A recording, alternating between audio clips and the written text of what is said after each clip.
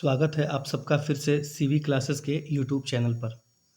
जैसा कि हम लोगों ने विजयनगर साम्राज्य को पढ़ना शुरू किया है और उस क्रम में आज हम विजयनगर के आर्थिक एवं सामाजिक जीवन के बारे में पढ़ेंगे। तो चलिए बिना किसी देरी के स्टार्ट करते हैं।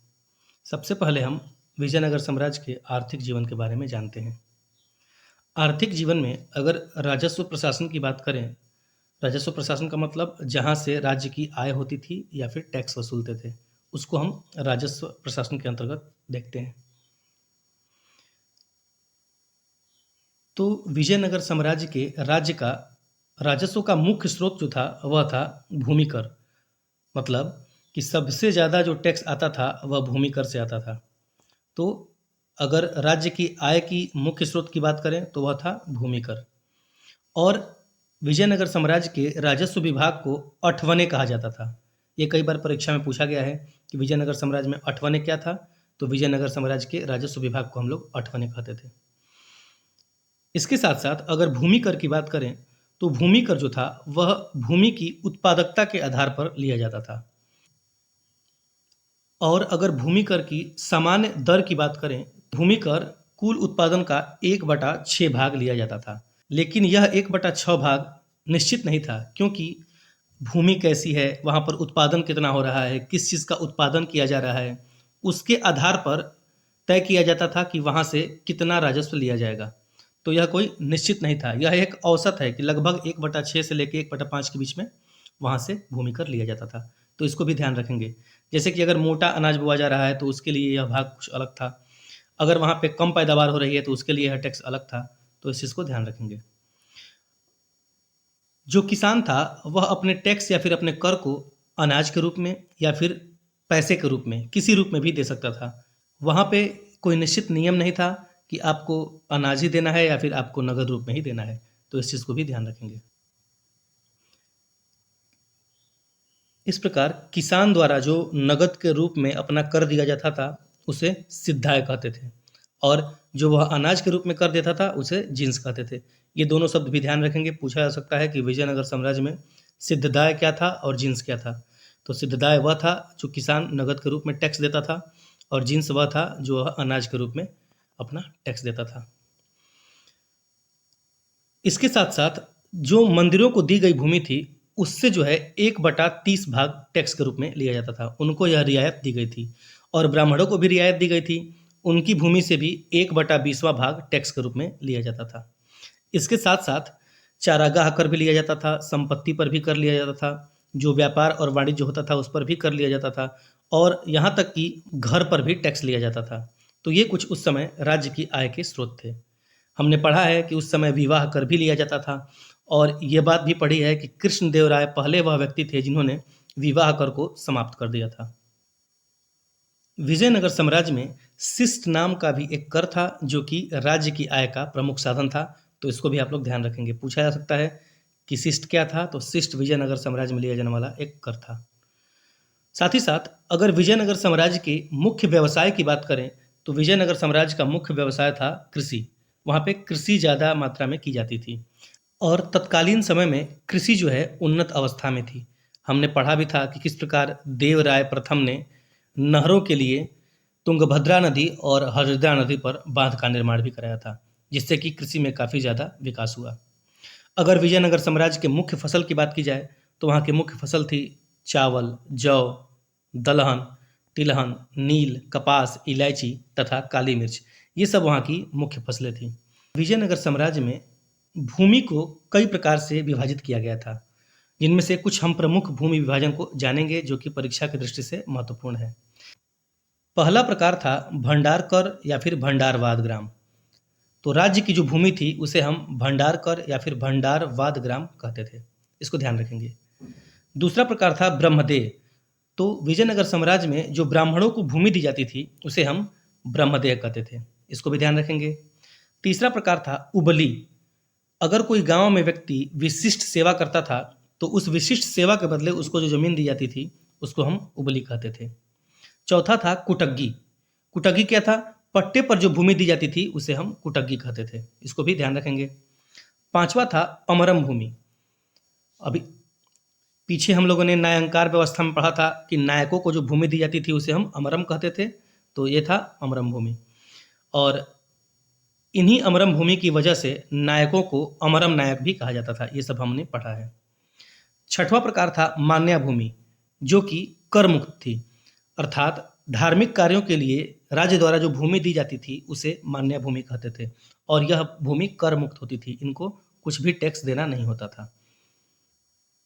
अगर भूमि के अगले प्रकार की बात करें तो वह थी रक्त कोडगे भूमि, जो कि सौर्य प्रदर्शन हेतु मुफ्त में दी जाती थी। मतलब अगर कोई व्यक्ति कोई वीरतापूर्ण कार्य करता था तो उसे यह भूमि मुफ्त में देनी पड़ती थी, लेकिन इस पर टैक्स देना पड़ता था।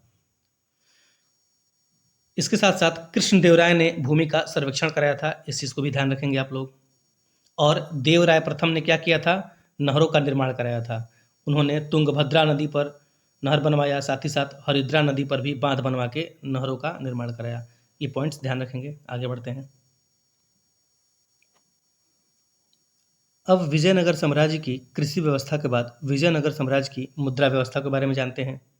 विजयनगर साम्राज्य में जो सबसे प्रसिद्ध सिक्का था वह था बराह, और बराह सिक्के का वजन 52 ग्रेन का था।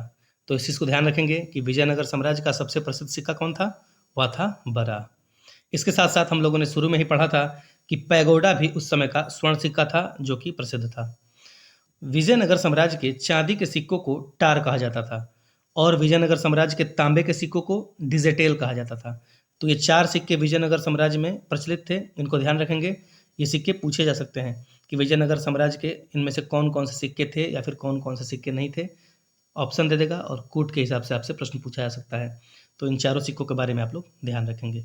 अब चलिए जानते हैं विजयनगर साम्राज्य के व्यापार और वाणिज्य के बारे में। अगर विजयनगर साम्राज्य के उद्योग, व्यापार और वाणिज्य की बात करें तो विजयनगर साम्राज्य का व्यापार और वाणिज्य उन्नत अवस्था में था। और इसके साथ साथ अगर विजयनगर साम्राज्य के प्रमुख उद्योगों की बात करें तो विजयनगर साम्राज्य में वस्त्र उद्योग, इत्र उद्योग और धातु कर्म का उद्योग काफ़ी ज़्यादा प्रसिद्ध था। विजयनगर का व्यापार उन्नत अवस्था में था क्योंकि विजयनगर के शासक चीन के साथ, अरब के साथ, ईरान के साथ, पुर्तगाल और अन्य देशों के साथ व्यापार करते थे। इसकी जानकारी हमें बारबोसा के द्वारा मिलती है। अब्दुल रजाक ने तो यहाँ तक कहा है कि विजयनगर साम्राज्य में 300 बंदरगाह थे, और उन सब में प्रमुख जो बंदरगाह था वह था भटकल बंदरगाह, जहाँ से विजयनगर साम्राज्य से लोहा, हीरा और गन्ना का निर्यात होता था। और साथ ही साथ आयात की बात करें तो वहाँ से हाथी दांत का, घोड़े का, मलमल का और रेशम का अन्य देशों से आयात होता था। इस प्रकार से विजयनगर साम्राज्य में व्यापार और वाणिज्य उन्नत अवस्था में थे। आप लोगों को डोमिंगो पायस का कथन याद होगा कि उसने कहा था कि विजयनगर साम्राज्य के बाजारों में संपूर्ण विश्व की ऐसी कोई वस्तु नहीं है जो न मिलती हो। तो आप सोच सकते हैं कि उस समय का विजयनगर साम्राज्य का बाजार कैसा था। तो ये सारे पॉइंट्स आप लोग ध्यान रखेंगे, परीक्षा की दृष्टि से बहुत ज़्यादा महत्वपूर्ण है। आगे बढ़ने से पहले, निर्यात का मतलब होता है अगर कोई देश अपने देश में बने हुए सामान को किसी दूसरे देश में भेज रहा है तो उसको निर्यात कहेंगे, और अगर कोई देश अपने देश में किसी दूसरे देश में बने हुए चीज़ों को अपने देश में मंगा रहा है तो उसे आयात कहेंगे। इसको भी ध्यान रखेंगे। विजयनगर साम्राज्य की आर्थिक स्थिति के बारे में जानने के बाद अब हम विजयनगर साम्राज्य की सामाजिक स्थिति के बारे में जानेंगे। अगर विजयनगर साम्राज्य की सामाजिक स्थिति की बात करें तो विजयनगर में समाज जो था वह वर्ण व्यवस्था पर आधारित था। वर्ण व्यवस्था पर आधारित का मतलब ब्राह्मण, क्षत्रिय, शूद्र और वैश्य पर आधारित था। और अगर समाज में स्थान की बात करें तो ब्राह्मणों को समाज में सर्वोच्च स्थान था, और ब्राह्मणों को कभी भी मृत्यु दंड नहीं दिया जाता था। इसको भी ध्यान रखेंगे। अन्य उच्च वर्ण की बात करें तो सुनार को भी उस समय उच्च वर्ण में माना जाता था, लोहार को भी माना जाता था और बढ़ई को भी उच्च वर्ण में माना जाता था। साथ ही साथ अगर इसके साथ साथ अगर निम्न वर्ण की बात करें तो जुलाहा जो कि कपड़े बुनते हैं, कुम्हार, तेली, शूद्र तथा साथ ही साथ शूद्रों को निम्न वर्ण माना जाता था। ये चीज़ ध्यान देने लायक है कि नाई को कर मुक्त रखा गया था, और यह काम किसने किया था? सदाशिव राय ने किया था। सदाशिव राय ने नाई को कर मुक्त कर दिया था। तो इसको भी ध्यान रखेंगे। विजयनगर साम्राज्य में उच्च वर्ण और निम्न वर्ण के साथ साथ एक मध्यम वर्ग भी था, जिसे कि सेट्टी या फिर चेट्टी कहते थे, और यह वर्ण व्यापार करने वाला था। साथ ही साथ इस वर्ण के लोग लिपिक का कार्य भी करते थे, जिसके कारण सेट्टी या फिर चेट्टी जो थे वह बहुत ज़्यादा धनी हो गए थे व्यापार और वाणिज्य के कारण। इसकी जानकारी हमें बारबोसा के विवरण से मिलती है। साथ ही साथ विजयनगर साम्राज्य में तत्कालीन समय में उत्तर भारत से जो लोग दक्षिण भारत में आकर बस गए थे, उन्हें हम बड़वा कहते थे। तो पूछा जा सकता है कि बड़वा क्या थे? तो बड़वा क्या थे? बड़वा थे विजयनगर साम्राज्य में उत्तर भारतीय राज्यों से जो लोग आके विजयनगर साम्राज्य में बस गए थे, उन्हें हम बड़वा कहते थे। इसको भी ध्यान रखेंगे। अब चलिए जानते हैं विजयनगर साम्राज्य के धार्मिक स्थिति के बारे में।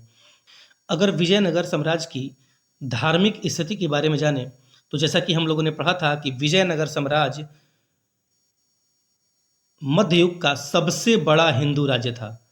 इस प्रकार से विजयनगर साम्राज्य हिंदू धर्म के पुनरुत्थान का काल था। इसके बारे में आप ऐसे भी जान सकते हैं कि जब बुक्का प्रथम शासक बना तो उसने वेद मार्ग प्रतिष्ठापक की उपाधि भी धारण की। तो यह भी इंगित करता है कि विजयनगर के शासकों ने हिंदू धर्म को काफ़ी ज़्यादा आगे बढ़ावा दिया। इसके साथ साथ अगर विजयनगर के जातियों की बात की जाए, तो जातियों को दो प्रकार से विभाजित किया गया था, दायां हाथ और बायां हाथ। दायां हाथ वालों को वैष्णव अनुयायी कहा जाता था, जो कि विष्णु भगवान की आराधना करते थे, और वैष्णव धर्म के अनुयायी अधिकतर कृषि और व्यापार कार्य में संलिप्त थे। इसके साथ साथ अगर दाएं हाथ की बात करें, तो शिव के उपासक या फिर शैव धर्म को मानने वाले लोगों को दायां हाथ नाम से जाना जाता था। ये मुख्य रूप से शिल्प कार्य में पारंगत थे। ऐसा नहीं था कि विजयनगर साम्राज्य ने केवल हिंदू धर्म को ही बढ़ावा दिया था, जबकि विजयनगर साम्राज्य के शासकों ने हिंदू धर्म के साथ साथ अन्य धर्मों के प्रति भी उदार नीति अपनाई थी। इसकी जानकारी हमें बारबोसा के द्वारा मिलती है।